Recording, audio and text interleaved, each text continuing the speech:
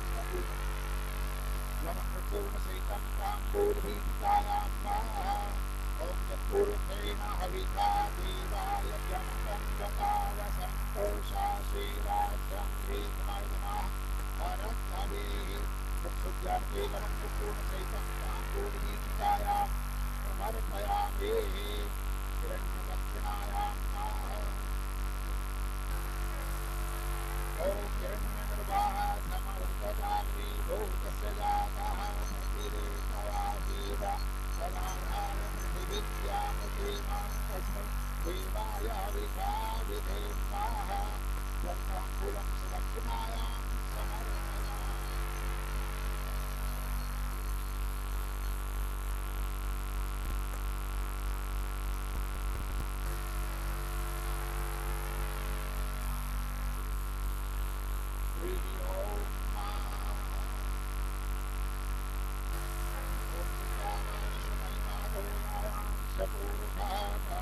Viश्वा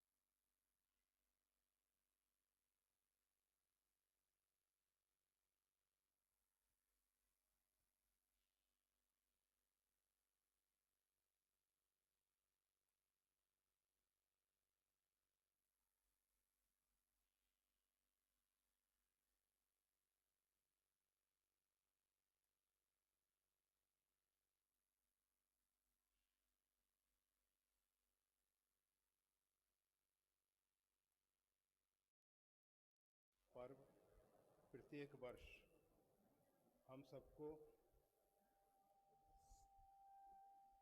उन महापुरुषों के बताए हुए मार्ग पे चलने के लिए प्रेरित करता है। हमारे जीवन में ये जो मोह अंधकार छाया हुआ है, हमारे अंदर जो भ्रांत धारणाएं पैदा हो गई, अपने आप को हम बहुत अधिक समझदार, प्रबुद्ध, ज्ञानी मान बैठे। सबसे बड़ा आश्चर्य यह है, हम अपने स्वरूप को भी नहीं जानते। माया ईस न आप कहूँ जान कहिए सो जीव। ना तो हम उस परमात्मा के स्वरूप को जानते हैं, ना अपने स्वरूप को जानते हैं। और हमारे और परमात्मा के बीच में जो एक पर्दा पड़ गया, दूरी पैदा हो गई, परमात्मा को हम नहीं देख पा रहे हैं। परमात्मा हमारे अत्यंत निकट है, परमात्मा हमारे अंदर बाहर सब जगह परिपूर्ण है, परंतु हम परमात्मा को नहीं देख पा रहे हैं। इस मोह की निवृत्ति के लिए जासु बचन रवि कर निकर बंदौ गुरुपद कंज कृपा सिंधु नर रूप हरि। गुरुदेव जो हैं कृपा सिंधु हैं, साक्षात मनुष्य रूप में नारायण हरि, रामाख्य मीशम हरिम, वो जो परमात्मा है जिसको वेदों में हरि ही ओम,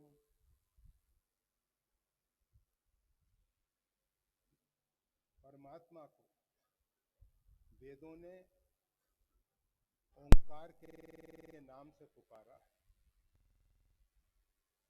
परमात्मा का नाम यद्यपि प्रभु के नाम अनेक, उस परमात्मा के अनेक अनेक नाम हैं। जो परमात्मा नाम रूप से रहित है, जो वाणी का विषय नहीं है, वो परमात्मा हम सब के बीच में भिन्न भिन्न समय पे भिन्न भिन्न नाम रूप लेके अवतरित होते रहते। आज गुरु पूर्णिमा के दिन भगवान श्री वेद व्यास का भूमंडल पे अवतरण हुआ। भगवान वेद व्यास जिन्होंने हम सबके ऊपर बहुत बहुत अधिक उपकार किया, उनके द्वारा महाभारत जैसा ग्रंथ लिखा गया, जिस महाभारत में सब उपनिषदों का सार श्रीमद् भगवत गीता है।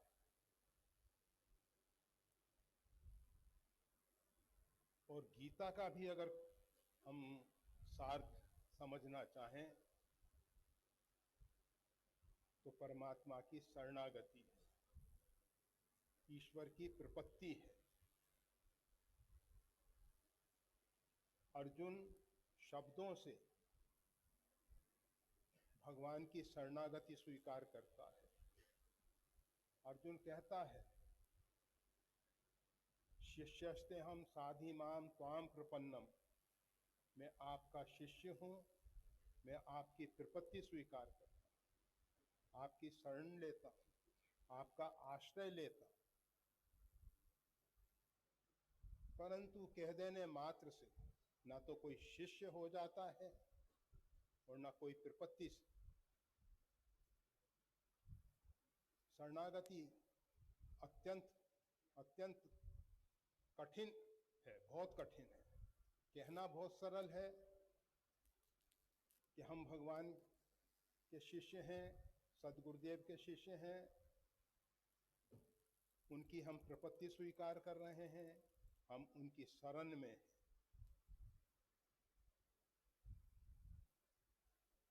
शरणागति में सबसे बड़ा पर्दा है, सबसे बड़ा अवरोध है, वो है हमारा अभिमान, अहंकार। और इसीलिए गुरु जो हैं, वंदे बोधमयम नित्यम गुरुम शंकर रूपिणम। गुरु जो हैं शंकर हैं, उनका बोध जो है नित्य है, उनका ज्ञान जो है, उनकी समझ जो है नित्य है। हम सब की स्थिति क्या है? उपजई विनसई ज्ञान जिमी पाई कुसंग सुसंग। सत्संग में हम होते हैं, भगवान के ध्यान में हम बैठते हैं, भगवान का नाम सुमरन करते हैं, मंत्र जाप इत्यादि करते हैं। उस समय हम ज्ञान में स्थित होते हैं और इससे बाहर निकलने पर पुनः हमको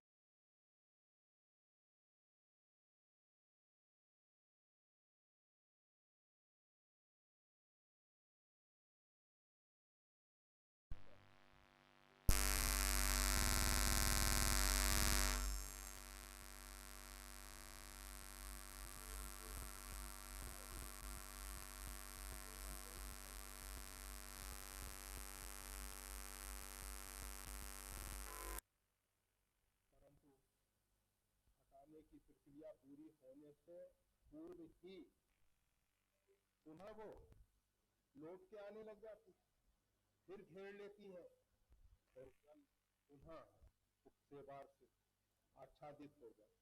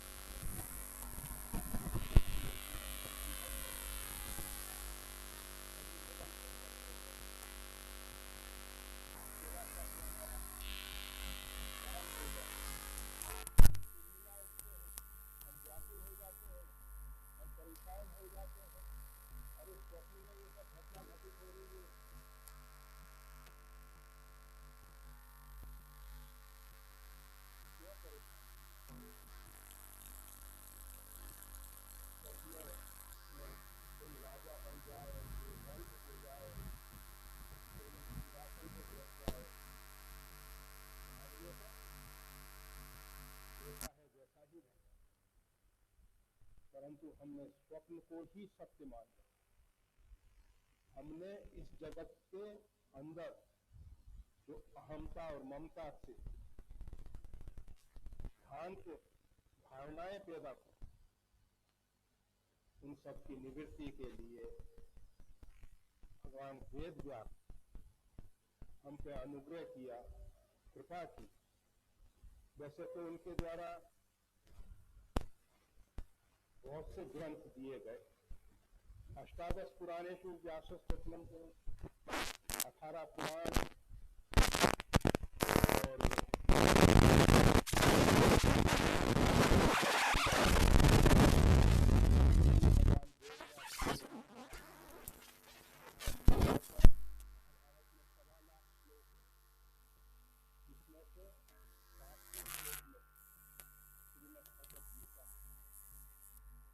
और गीता में प्रारंभ होता है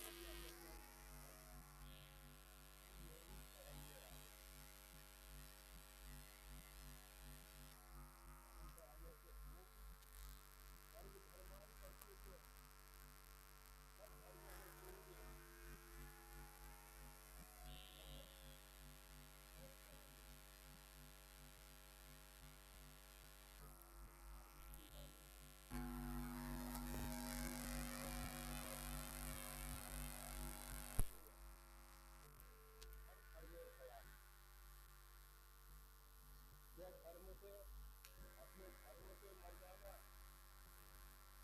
श्रेष्ठतर है। हर धर्म में खड़ा रहे,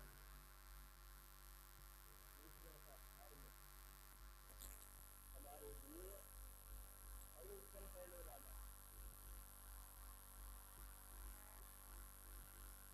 वो धर्म क्या है? हर एक व्यक्ति का अपना अपना एक धर्म है।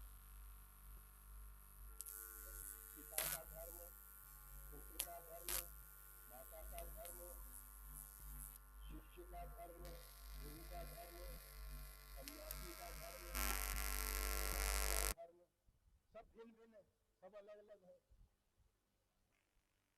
हम जिस स्थिति में स्थित है,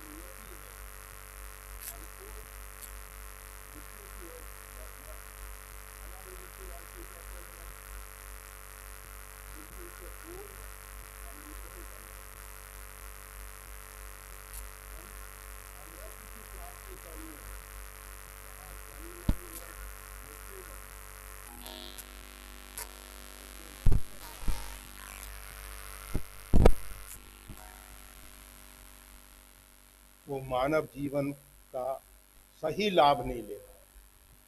जो भगवान ने हमको मानव जीवन दिया है, भोग योनियां 84 लाख प्रकार की जो योनियां हैं, उनमें प्रारब्ध को भोगना। केवल मानव जीवन ऐसा है जिसमें प्रारब्ध को भोगते हुए नवीन कर्मों के लिए स्वतंत्रता है।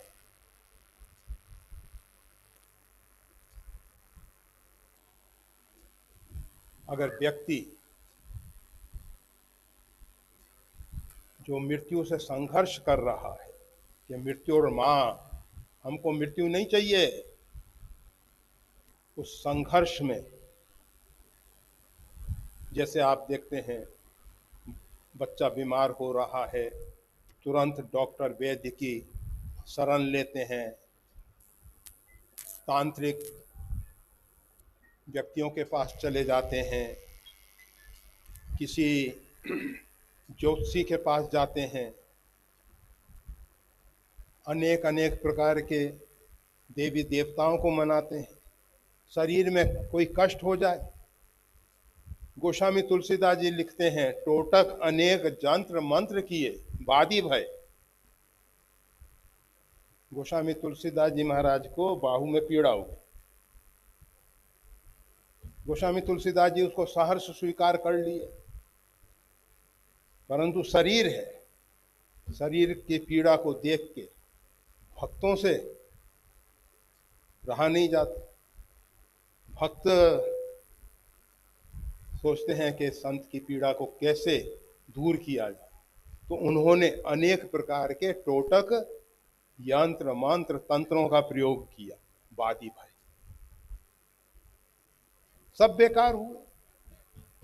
गोस्वामी तुलसीदास जी लिखते हैं हनुमान बाहु में,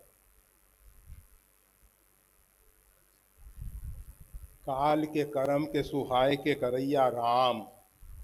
वेद कहें काल कर्म सुहाव गुण, इनका नियंत्रण करने वाला परमात्मा है, उसके नियंत्रण में यह सब हो रहा। हम ये जो व्यर्थ चेष्टाएं कर रहे हैं, हम ये नहीं कहते कि कोई बीमार पड़ जाए तो इलाज नहीं करो, इलाज करना ही चाहिए, अपना कर्तव्य पालन करना चाहिए, परंतु मां फलेषु, फल की इच्छा परमात्मा पे छोड़ देंगे। पर परमात्मा क्या परिणाम देंगे, इलाज जरूर करो, परंतु लोग कहते हैं कि हमने इतना इलाज करवाया, इतना खर्च किया, इतना सब कुछ किया, परंतु परिणाम कुछ नहीं आया। तो भगवान कहते हैं कि मां फलेषु, तू फल के विषय में चिंतित नहीं हो। हम बता रहे थे कि ये जीवन जो है एक संघर्ष है, उस संघर्ष में सबसे अधिक मृत्यु के साथ हमारा संघर्ष है। उसके बाद और भी जो हमारे अंदर नाना प्रकार की अपेक्षाएं, अभिप्साएं, इच्छाएं, कामनाएं, उनसे भी हमको संघर्ष करना पड़ता है। कभी कभी हमारे अंदर जो शुभेच्छा पैदा हो, आत्म कल्याण की जो भावना पैदा हो, उसमें भी अनेक प्रकार के संघर्ष आते हैं।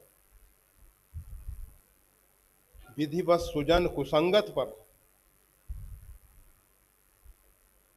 कुछ हमारा का पूर्व का प्रारब्ध ऐसा होता है जिसके कारण हम कुसंग में फंस जाते हैं, परंतु सज्जन वह है कुसंग में पढ़कर भी स्वस्थिति में परिवर्तन नहीं आने देता। मुख्य बात यह है कि हम अपनी स्वस्थिति को, परिस्थितियां बदलती हैं, बदलती रहती हैं, बदलती रहेंगी, परंतु अपनी स्वस्थिति को हम संभालें। अगर हम स्वस्थिति में स्थित हैं, पहले ही कहा गया, हम अपने आप को नहीं जानते। ये गुरु की जो सबसे बड़ी भूमिका है, जीव को उसके स्वरूप के विषय में बोध कराना। तुम कौन हो? हम अपने आप से बहुत बार प्रश्न करते हैं, को अहम, मैं कौन हूं? कोई कहने लग जाते हैं सो अहम। को अहम का उत्तर सोहम नहीं हो सकता। कोई कहते हैं सोहम नहीं, दासो अहम। कहते हैं कि नहीं नहीं, और आगे बढ़ेंगे, दास दासो अहम। ये कोहम के उत्तर नहीं है। गुरु आपके अंदर प्रकाश करके, मोह अंधकार को दूर करके आपके स्वरूप को दिखा देते।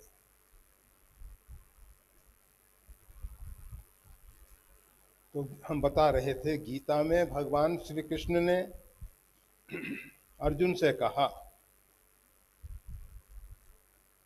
कि जो व्यक्ति इस जीवन रूपी संघर्ष में सही दिशाओं में अपना कर्तव्य पालन करते हुए शरीर का प्रारब्ध पूरा करता है, संघर्ष तो आएंगे, उनसे बचा नहीं जा सकता है।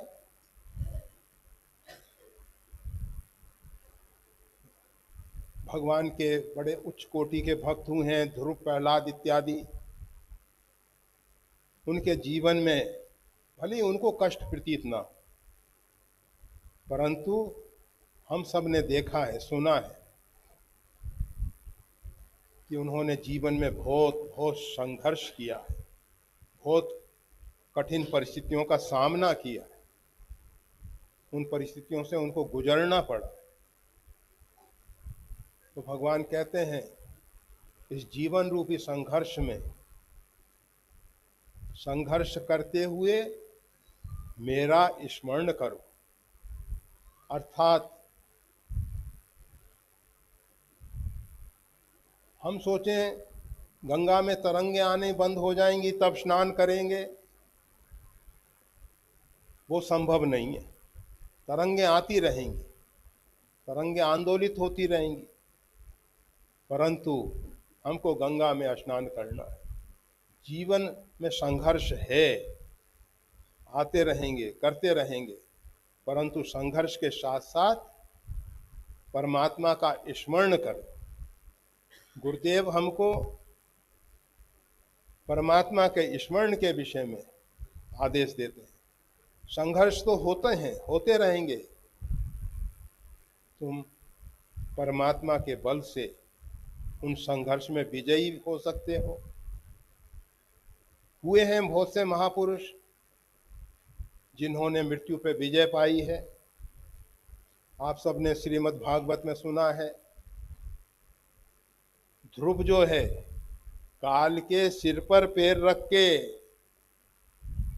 कथावाचक कहते हैं, भगवान का विमान जो है उनको लेने के लिए आया। विमान जो है भूमि पे नहीं उतरता, देव विमान है, इस पृथ्वी पे नहीं उतरता। अब ध्रुव छोटा बालक है, कहा कि इसमें बैठो। अब कैसे छलांग लगाएगा, संभव नहीं। तो काल पुरुष जो है उसने कहा मेरे ऊपर खड़े हो जाओ, और इसमें काल के सिर पर पैर रख दिया। अर्थात जो काल किसी के द्वारा भी पराजित नहीं किया जा सकता, उस काल को पराजित करके उसके सिर पर पैर रख के ध्रुव जो है भगवत धाम में जाते हैं, ध्रुव लोक की प्राप्ति करते हैं, अक्षय लोक की प्राप्ति करते हैं। तो भगवान श्री कृष्ण का कहना है, मेरा स्मरण करते हुए जीवन जियो। गुरुदेव हमको बताते हैं, जीवन में संघर्ष आएंगे, परेशानियां आएंगी, परंतु उनसे भयभीत होने की जरूरत नहीं। अपनी स्व स्थिति को संभालो। आपन तेज समारो आपे, शंकर सहज स्वरूप समारा, लागी समाधि अखंड अपार। अगर व्यक्ति अपने स्वरूप का स्मरण कर, जो कहा जा रहा था को अहम, उसका उत्तर अपने अंदर से मिले। ये बाहर से लादा हुआ ज्ञान ज्ञान नहीं है, ये तो भ्रांत धारणाएं हैं कि हम इतने ज्ञानी बन गए। कोई इन शास्त्रों को पढ़ के, इन ग्रंथों को पढ़ के और आधुनिक विज्ञान ने जो कुछ उपलब्धियां दी हैं उनको पढ़ के समझ के सोचे कि हम ज्ञानी हो गए। ज्ञान यश स्मरण मात्रेण ज्ञान मुत्पद्यते स्वयं। गुरु तत्व वह तत्व है, यश स्मरण मात्रेण, जिनके स्मरण करने मात्र से ज्ञान मुत्पद्यते स्वयं, स्वयं ज्ञान प्रकट होता है। केवल स्मरण करने मात्र से, हमारे स्मरण करने में त्रुटियां रहती हैं, कमियां रहती हैं, ज्ञान प्रकट नहीं होगा।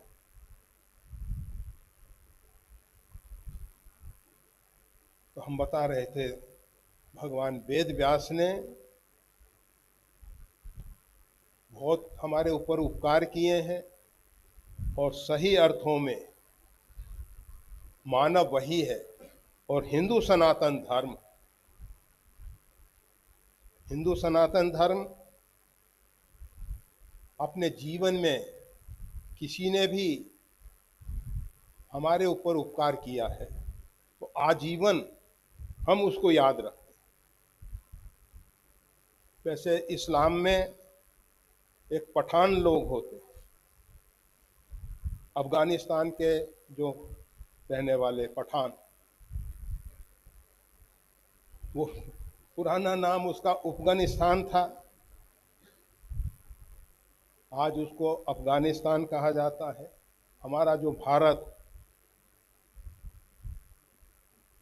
विशाल भारत था, उसके 9 टुकड़े हो गए और आज भी कुछ लोग उसको और विभाजित करने की सोचते हैं।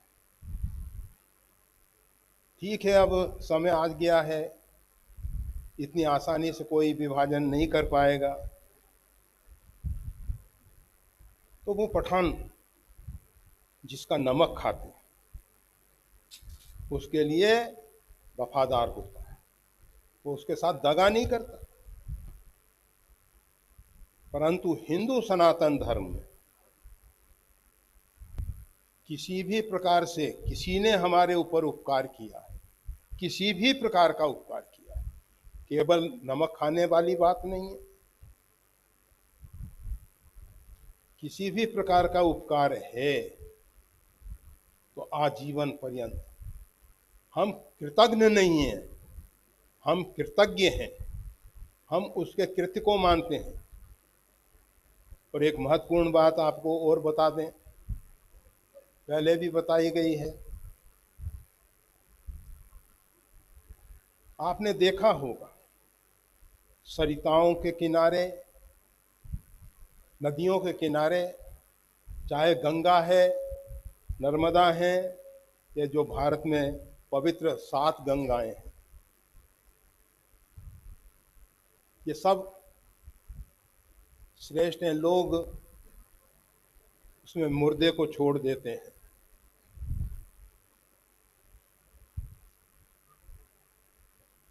कभी कभी देखा जाता है वो मुर्दे किनारे पे आके लग जाते हैं, उनको सड़े गले मांस खाने वाले गीद नहीं खाते, शियाल इत्यादि जो गीदड़, शियाल, चंबुक, वो भी नहीं खाता। और मछली तो ऐसी है सब खा जाती है, वो भी नहीं खाती है। हमारे जो ऋषि महर्षि हैं, हमारे जो मनीषी हैं, महापुरुष, उन्होंने उसका रहस्य जानने के लिए हम आपको बता देना चाहते हैं। आज का विज्ञान धीरे धीरे क्रमशः, जैसे एक व्यक्ति अमावस्या की रात्रि में दीपक लेके चले, थोड़ी दूर का उसको दिखाई देता, परंतु हमारे जो ऋषि महर्षि हैं उन्होंने ध्यानावस्थित होकर ध्यानावस्थित तद्गतेन मनसा पश्यन्ति यम योगिनो। ध्यानावस्थित होके उन योगी महापुरुषों ने वो सब ज्ञान आत्मसात किया, अपने अंदर देखा, और उनका ज्ञान ज्योतिष के रूप में प्रत्यक्ष दिखाई देता है। ग्रहण कब होने वाला है ज्योतिष की गणना से बता देते हैं। 100 साल आगे का, जिस समय किसी प्रकार के यंत्र नहीं थे, सूर्य और चंद्र और पृथ्वी की गति के विषय में नहीं मालूम था, उस समय उन सब महापुरुषों ने शोध करके ये सब किया। तो ऋषि महर्षियों ने देखा कि नदी के किनारे ये सब पड़ा हुआ है, इसको ये श्याल इत्यादि क्यों नहीं खा रहे हैं, इसको गीध इत्यादि क्यों नहीं खा रहे हैं। तो ध्यान में उनको दिखाई दिया ये कृतघ्न व्यक्ति है। कृतघ्न व्यक्ति की मिट्टी, उसका शरीर, एक मिट्टी गोपिकाओं की है। आप सब द्वारका जी के रास्ते में गोपी तालाब देखेंगे, जहां गोपिकाओं ने अपनी देह उत्सर्ग की है, और वो जो मिट्टी है, उनकी मिट्टी जिस शरीर के माध्यम से उन्होंने परमात्मा के साथ वो प्रेम किया, जब नारद जी को प्रेम दर्शन में, नारद भक्ति सूत्र में प्रेम का आदर्श दिखाना था, तो आदर्श मिला यथा ब्रज गोपी का नाम। जिस शरीर से परमात्मा के साथ प्रेम होता है, वो शरीर इतना पावन होता है, आज उस गोपी तालाब की मिट्टी को गोपी चंदन के रूप में हमारे संत महापुरुष मस्तक पर धारण कर, तुलसी गोपी मृतिका, गले में तुलसी, गोपी चंदन मस्तक पे, ये भक्तों के लक्षण है। और खाली वो चंदन या श्री केवल दिखावा नहीं है, इसका परिणाम मिलता है। और वो परिणाम के विषय में अनेकों बार आपको बीच में कहा गया, ये जो आज्ञा चक्र है, इसको सक्रिय करने के लिए जीवन में आज्ञा चक्र बहुत महत्वपूर्ण है। इसीलिए हमारे यहाँ यात्रा पे जा रहा है तिलक कर, रक्षाबंधन है तिलक कर, भाई बीज है तिलक कर। अरे पूजा में बैठने पर सबसे पहले आचार्य यजमान के तिलक कर दे। तिलक, ये जो आज्ञा चक्र, आज्ञा चक्र को सक्रिय करने के लिए, और आज्ञा चक्र जब सक्रिय होता है तो हमारा शरीर, हमारी इंद्रियें, हमारा मन बुद्धि हमारे आज्ञा के अनुसार अनुसरण करता है। और अगर इसको, इस ऊर्जा को, इस शक्ति को, इस सामर्थ्य को प्रक्षेपण करके किसी दूसरे व्यक्ति को आदेश दिए जाएं, तो वो उसका आदेश का पालन करता है। परंतु पहले बताया जा चुका है, नरेंद्र विवेकानंद, जब उनका आज्ञा चक्र सक्रिय हुआ और उसका उन्होंने दुरुपयोग किया, वो घटना पहले बताई गई है, पुनः थोड़ा सा सारांश में कह देते हैं। बहुत से लोगों के मन में जिज्ञासा होती है कि क्या। नरेंद्र ने विचार किया कि ये जो ऊर्जा है, आज्ञा चक्र सक्रिय होने से प्राप्त हुई ऊर्जा, इसका प्रक्षेपण किसी व्यक्ति पे, और चुना एक कालूराम। वो कालूराम जैसा देखा जाता है, तीर्थों में लोग जाते हैं, बद्रीनाथ जी गए, बद्रीनाथ जी का एक फोटो लिया है, केदार गए,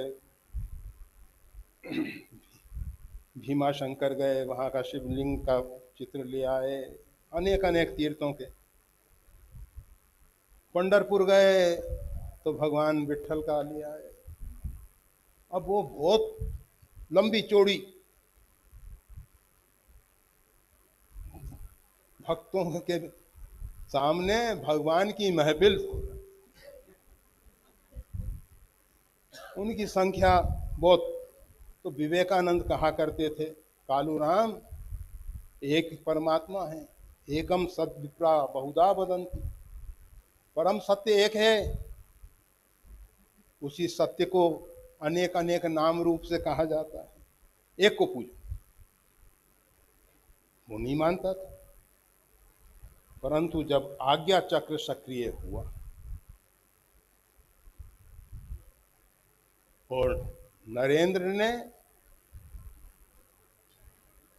उस कालूराम को आदेश दिया, उठाओ सब, और कालूराम ने सब जितने वो शिवलिंग, शालिग्राम, पूरी महफिल को एक कपड़े में रख लिया और लेके चला गंगा की ओर। आदेश ऊपर से हो रहा है, रिमोट कंट्रोल।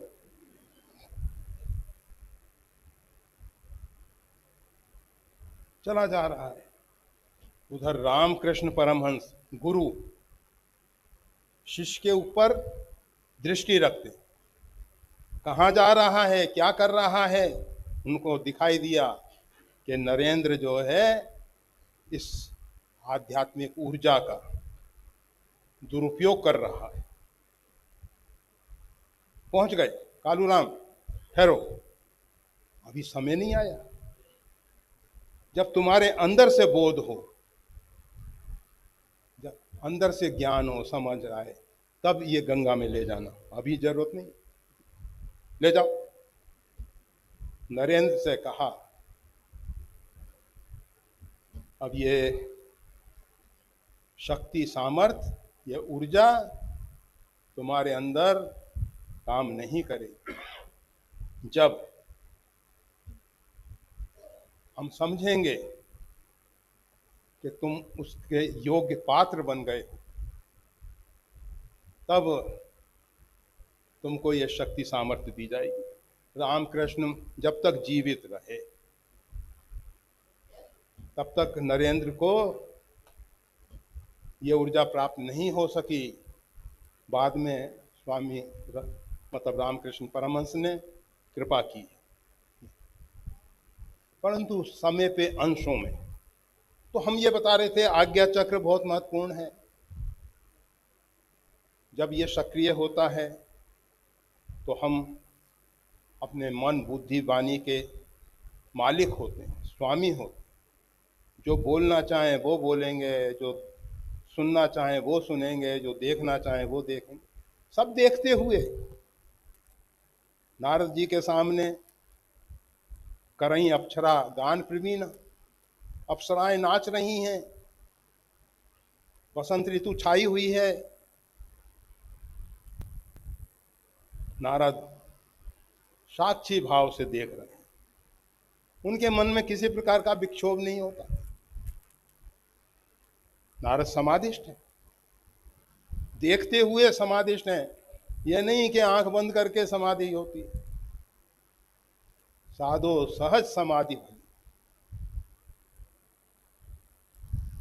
तो हम बता रहे थे कि कृतघ्न की मिट्टी वो मुर्दा उस शव को गीध श्याल इत्यादि भी नहीं खाते हैं, इतनी अपवित्र हो जाती है।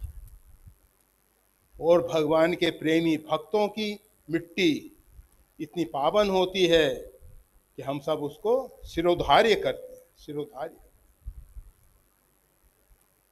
मरना तो सबको है, जातस्य ध्रुवो मृत्यु, परंतु मृत्यु से पूर्व इस मिट्टी को, ये पंच महाभूत द्वारा रचित शरीर को इतना पावन कर लो।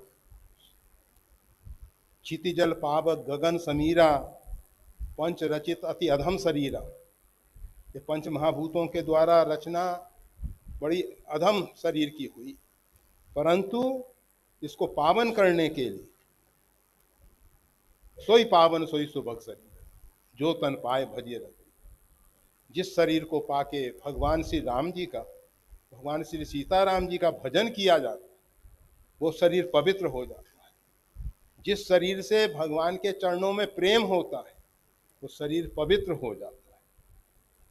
हमको अवसर मिला है, हम बता रहे थे कि भगवान वेद व्यास ने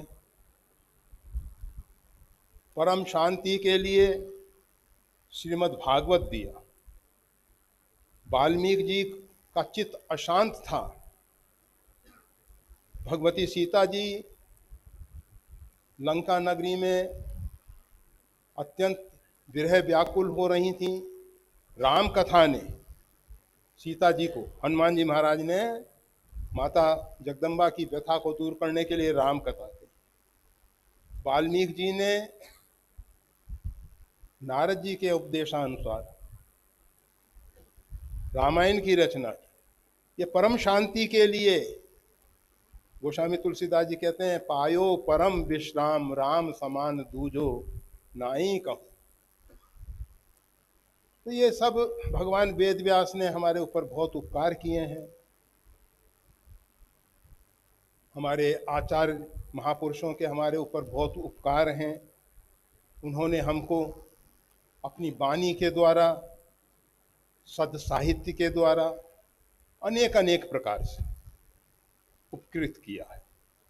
हम उनके उपकारों को भूल नहीं सकते हैं। उनकी प्रेरणाओं से प्रेरित होकर हमको अपने जीवन को उस परमात्मा के मार्ग में ले जाना है। हम ये नहीं कहते कि घर गृहस्थी छोड़ दो, अपने कर्तव्य को छोड़ दो। कर्तव्य का पालन करते परमात्मा के मार्ग में आगे बढ़ना है। और ये जो गुरु पूर्ण, ये हमको ये प्रेरणा देने के लिए आती है कि देखो, आत्म अवलोकन करो। एक साल बीता, एक साल में तुमने कितनी प्रगति की, अथवा मार्ग से भटक तो नहीं गए। हम बारंबार सचेत करने के लिए, बारंबार सावधान करने के लिए, आपको जागरूक करने के लिए, मोहरूपी रात्रि से जागने के लिए, जगाने के लिए ये गुरु पूर्णिमा का पवित्र पर्व आता है। और हम सबको प्रेरणा देता है, कब तक सोते रहोगे। कहा जाता है, कलकत्ता में एक रिटायर्ड जज, जिन्होंने अपने जीवन में बहुत अधिक धन उपार्जन किया था, अब शेष जीवन शांति से जी रहे थे। भगवान की कृपा थी, पेशे की बाहुल्यता थी, ऐश्वर्य था, सब था।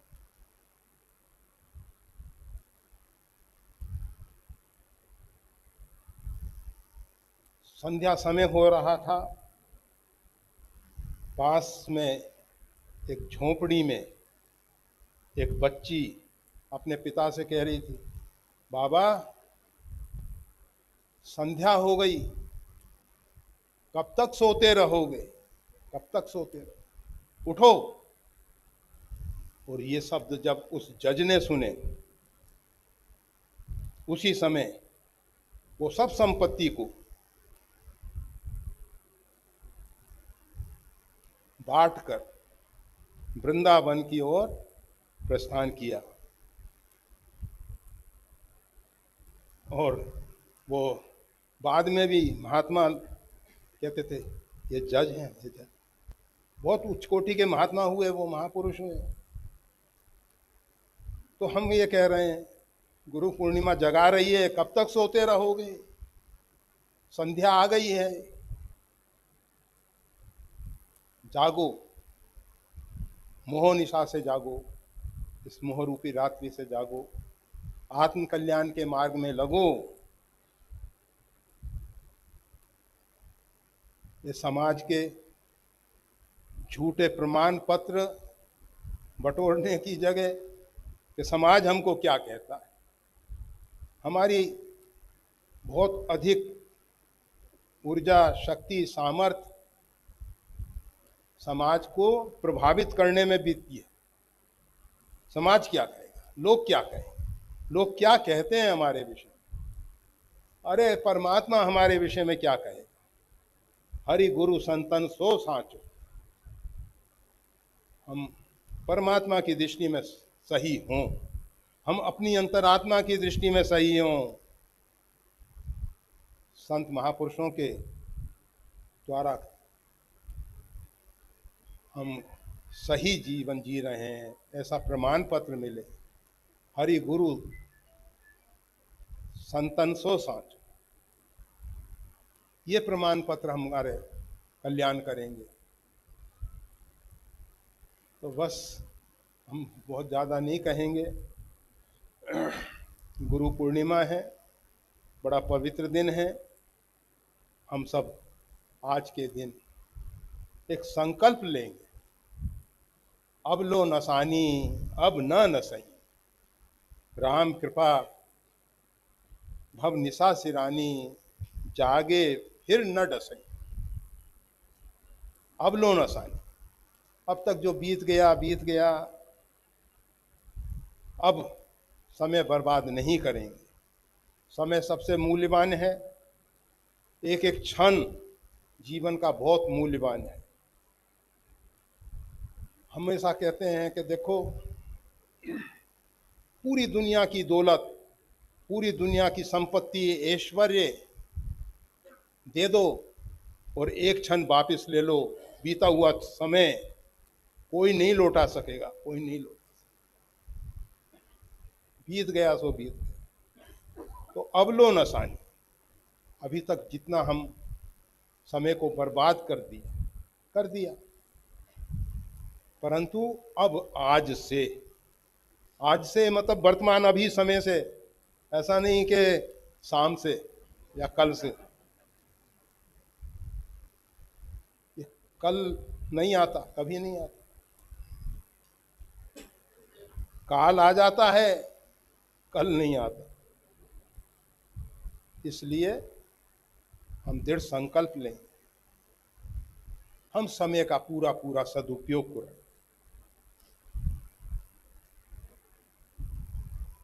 रामय चितलय सदा भवतु मैं भो राम मामूधर। आप राम रक्षा में रोज कहते हैं, मेरा चित्त राम जी में लगे, इससे मेरा उद्धार होगा। हे भो राम मामूधर, आप मेरा उद्धार कर दीजिए। मेरा चित्त जो है परमात्मा में लगे। हमारा चित्त जो अभी संसार में लग रहा है, विषय पदार्थों की तरफ आकर्षित हो रहा है, मान प्रतिष्ठा, लोकेशना, सुतेशना, वितेशना में जा रहा है। वो हमारा चित्त, हमारे चित्त की वृत्तियां, हम चित्त की वृत्ति को रोकने की बात नहीं करते। महर्षि पतंजलि चित्तस्य वृत्ति निरोध, चित्त की वृत्तियों का निरोध कहते हैं। और हम कहते हैं रामय चित्लयः, हमारा चित्त जो है, हमारी चित्त की जो वृत्तियां हैं वो राम जी में लगे। राम ही सुमरिए, राम ही गाइए, संतत सुनिए राम गुण ग्राम।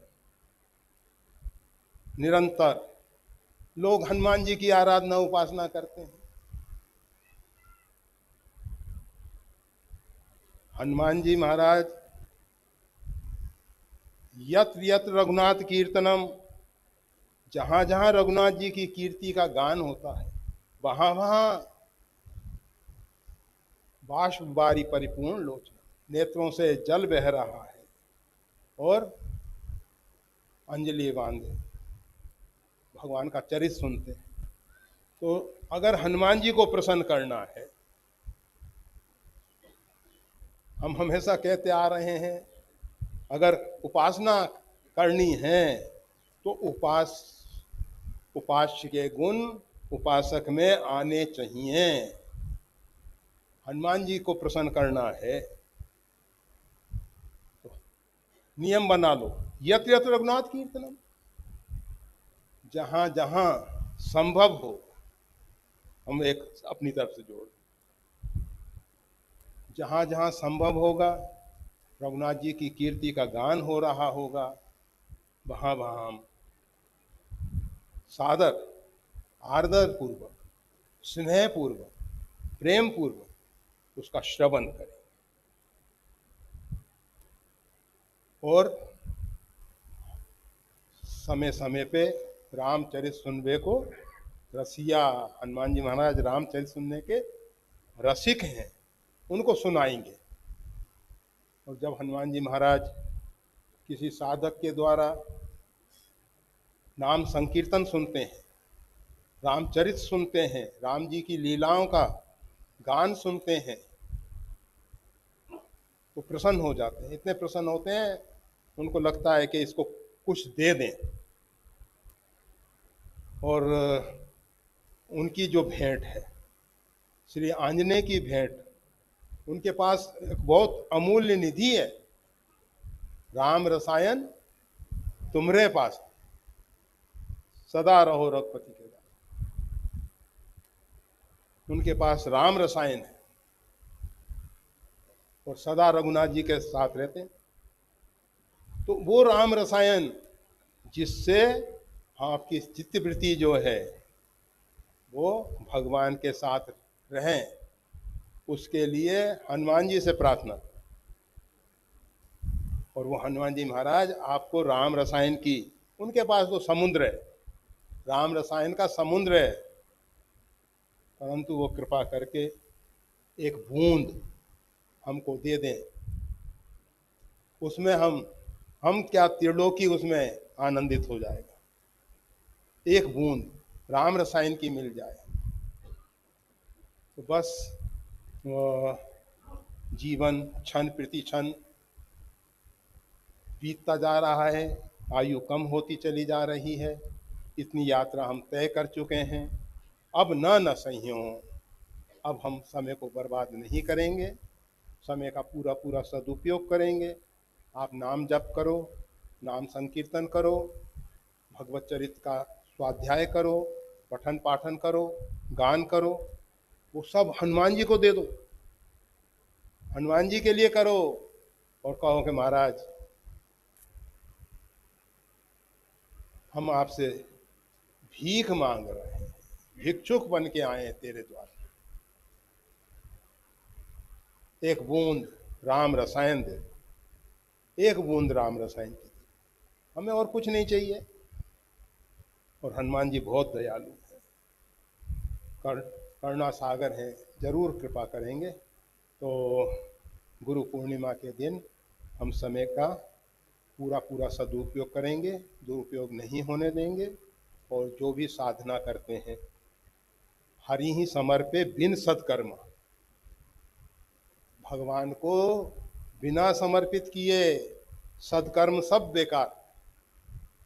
इसलिए जो कुछ सत्कर्म बने वो सब परमात्मा को समर्पित कर दो, हनुमान जी को प्रसन्न करो, माँ भगवती जगदम्बा को। ये सब राम मंत्र के ऋषि हैं, इन सब की कृपा से हमने सबसे पहले सीतानाथ समारंभाम रामानंदारे मध्यमाम ये सब आचार्यों को नमस्कार किया। इन सब ने हमारे ऊपर बहुत उपकार किए, बहुत उपकार किए हैं। कोटिन मुख न कहे जाएं प्रभु के एक एक उपकार। तो इन सब महापुरुषों को प्रसन्न करके इनका आशीर्वाद लें। ये जो गुरु परंपरा है, जगत गुरु च शाश्वतम, शाश्वत जगत गुरु श्री सीताराम जी से प्रारंभ होने वाली ये जो रामानंदीय विचारधारा है, इनके सभी महापुरुषों को बारंबार नमस्कार करते हैं। जय श्री राम।